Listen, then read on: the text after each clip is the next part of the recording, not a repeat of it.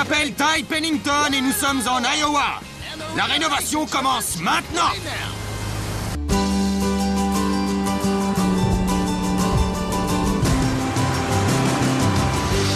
Paige, Preston, Paul et Ed, on est en Iowa. On se dirige vers une petite ville du nom de Gladbrook pour rencontrer la famille Kaibe.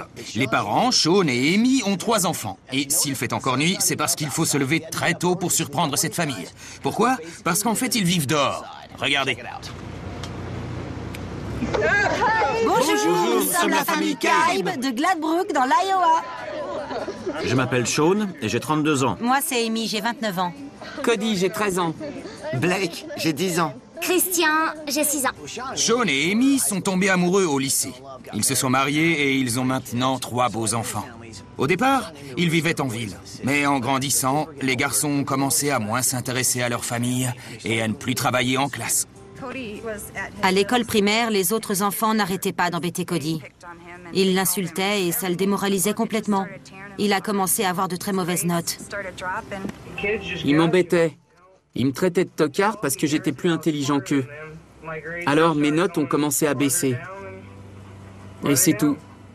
Il était très malheureux. En fait, personne n'était heureux. La vie citadine avait une mauvaise influence sur les garçons. Amy et Sean rêvaient d'élever du bétail. Et les responsabilités d'une ferme pouvaient faire du bien aux enfants.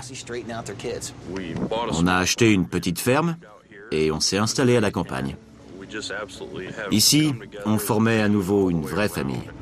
Les gamins aidaient à la ferme. Ils faisaient leur part des corvées quotidiennes. Leurs notes sont remontées. Ils étaient tous plus proches. Ils étaient heureux. Depuis qu'on est arrivé ici, je suis le premier de la classe. La ferme a sauvé notre famille. Mais juste avant leur premier Noël à la ferme, il y a eu un court-circuit dans la cuisinière et leur maison a été réduite en cendres. On allait passer notre premier Noël à la ferme. On avait travaillé dur pour qu'il soit exceptionnel. En voyant toutes nos affaires éparpillées et brûlées, les garçons pleuraient toutes les larmes de leur corps. C'était très dur. Quand on a vu le feu, ça nous a mis un coup. On avait tous envie de pleurer. On a perdu tout ce qu'on possédait, mais il nous reste le plus important, notre famille et nos souvenirs. La famille Kaibe a reçu assez d'argent de son assurance pour rembourser l'emprunt de la maison et la démolir. Mais pas assez pour en reconstruire une autre. Les enfants dorment sous la tente et Sean et Amy partagent une petite caravane en attendant mieux. Derrière nous, c'est la caravane qui nous sert de maison. On l'a encore pour 1 mois. Après, on ne pourra plus la payer. On n'aura plus nulle part où habiter. Voici notre foyer. On y vit à 5, en attendant de trouver une solution.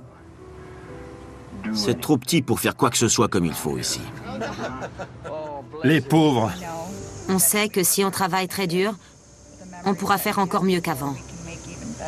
Au revoir les maçons du cœur. On espère vous voir très bientôt. Cette famille a besoin d'une nouvelle maison avant l'hiver et il arrive à grands pas. Alors, on peut les aider? Ouais. On se lance? Vous êtes prêts, les gars? On est avec toi. C'est parti!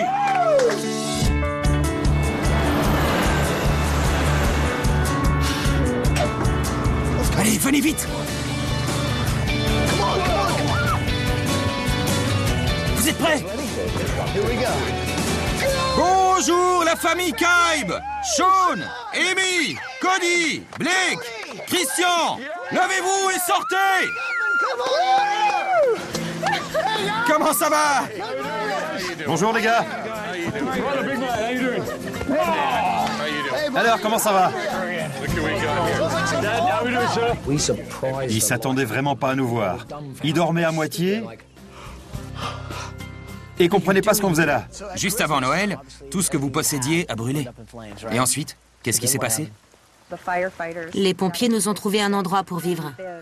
Mais quand les hôtels se remplissaient, il fallait en changer. On a changé 100 fois de chambre d'hôtel. Et quand êtes-vous revenu ici? Vers la mi-janvier. Le 18 janvier. Il faisait froid? Oui, l'eau gelait. On avait encore nos bêtes à l'époque. Il fallait aller chercher de l'eau chez les voisins pour nourrir les vaches. C'était pas facile. On a dû les vendre. Le budget était tellement serré que vous les avez vendus? Jusqu'à la dernière. Ils ont eu leur part de malheur. Quand ils ont vendu les vaches, ils ont aussi un peu perdu espoir. Il faut les remettre sur les rails en leur construisant une maison où ils puissent vivre, en leur redonnant tout ce dont ils ont besoin pour redémarrer leur activité. Je ne sais pas comment vous faites pour vivre ici, sous la tente et dans une caravane, mais tout ça, c'est fini. On va remédier à tout ça. Et pendant qu'on bosse, vous allez partir en vacances. Vous voulez savoir où? Oui! Vous partez en croisière dans les Caraïbes sur un yacht privé. Ah, ça va être génial.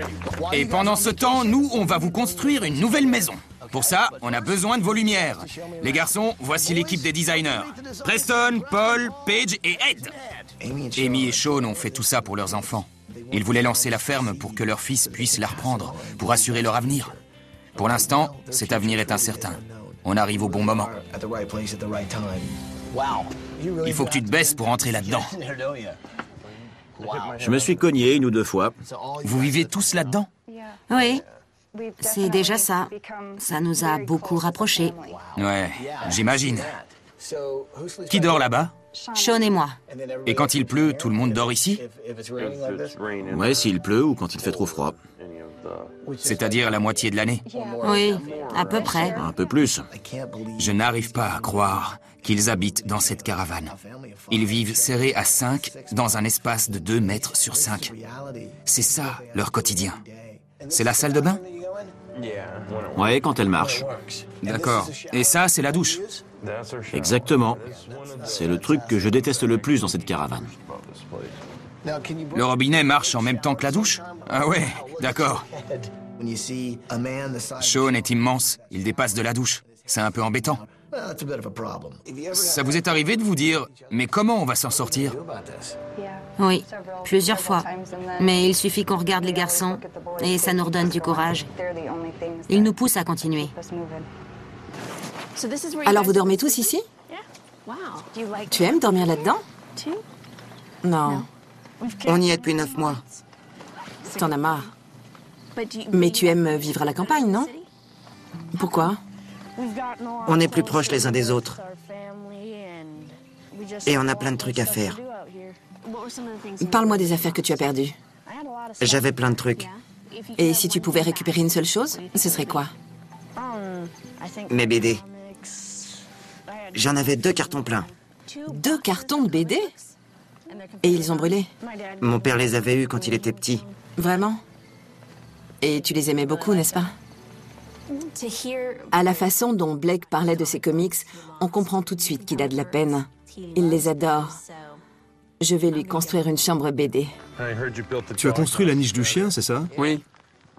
Tu veux devenir architecte plus tard? C'est vrai? Elle est bien faite, cette niche. Je suis très content parce que je vais travailler sur la chambre de Cody. Il veut être architecte. Alors on va pouvoir jouer aux architectes et dessiner des choses un peu inhabituelles. Mais j'ai pas vu de chien. Il est passé où? On avait un labrador, mais il s'est enfui. Vous allez en avoir un autre? 1 ou 2 autres. C'est super dans une ferme. Prêt? C'est parti, on y va. Ah! Hey, doucement! Christian est trop mignon. Avec Ed, ils s'entendent comme larrons en foire. Apparemment, il adore les vélos, les voitures, enfin tout ce qui bouge en gros. Alors je vais lui construire une chambre avec des voitures et des roues qui tournent partout. Il y en aura partout. Attends un peu, où est-ce que tu m'emmènes? Waouh! C'est une véritable ferme américaine! J'ai l'impression d'être dans un film. Les garçons m'ont dit qu'après le travail, ils adorent grimper en haut de la grange pour s'amuser. C'est votre salon privé, en fait?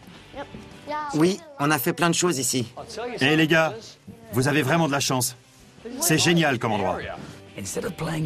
Au lieu de jouer dans le foin, ils vont avoir une super tyrolienne. Un truc de folie. Ça va déchirer.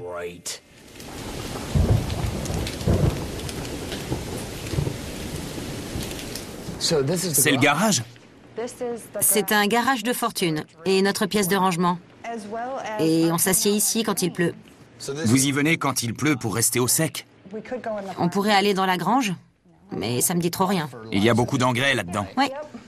C'est triste à pleurer comme situation. Le seul endroit où ils peuvent être à leur aise, c'est le garage. C'est devenu leur salon. C'est vraiment pas une vie. C'est un quotidien bien triste. Vous auriez imaginé qu'un jour, vous pourriez tout perdre? Non. On essaie de rester fort à cause des enfants.